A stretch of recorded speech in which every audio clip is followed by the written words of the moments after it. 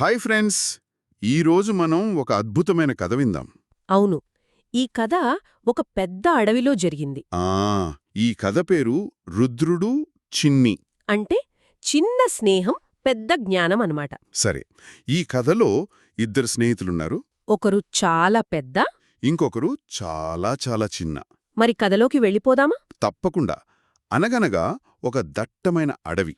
ఆ అడవిలో రుద్రుడు అనే ఒక బలమైన అడవి దున్ను ఉండేది. దానికి తన బలం మీద అంటే చాలా గర్వమన్నమాట. అవును. అడవిలో ఏ జంతువూ దాంతో పోటీ పడలేదు తెలుసా? అంత బలమైందా అది? చాలా బలమైనది. అదే అడవిలో చిన్ని అనే ఒక చిన్న పేడపురుగు కూడా ఉండేది. ఓ, పేడపురుగా? చాలా చిన్నది కదా. చాలా చిన్నదే.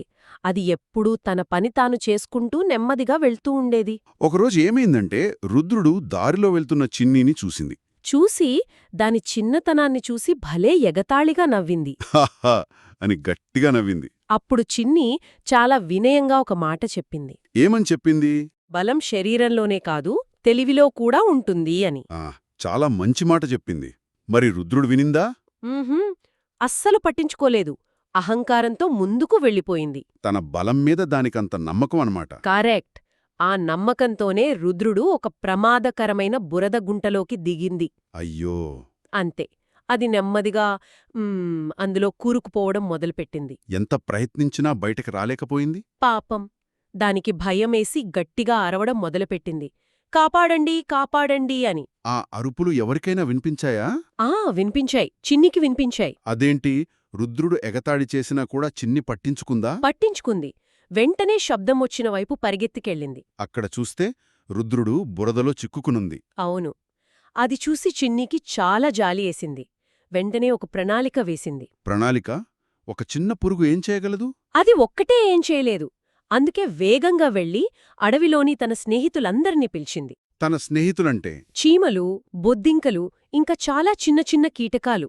ఓ, అందరూ కలిసొచ్చారా? అందరూ కలిసికట్టుగా పనిచేశారు.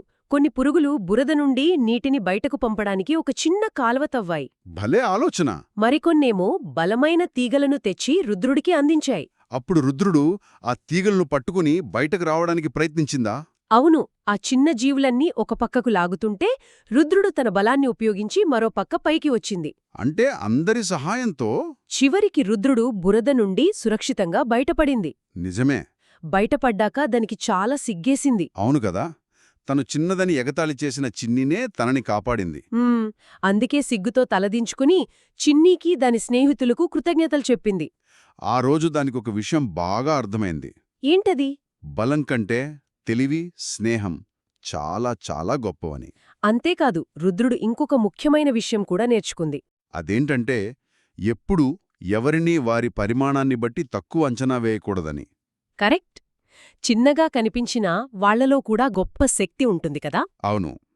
సరే ఫ్రెండ్స్, ఈ కథ నుండి మనం ఏమి నేర్చుకున్నామో ఒక్కసారి ఆలోచించండి. నిజమైన బలం ఎక్కడ ఉంటుంది? శరీరంలోనా లేక అందరితో కలిసి ఉండటంలోనా? ఆలోచించండి.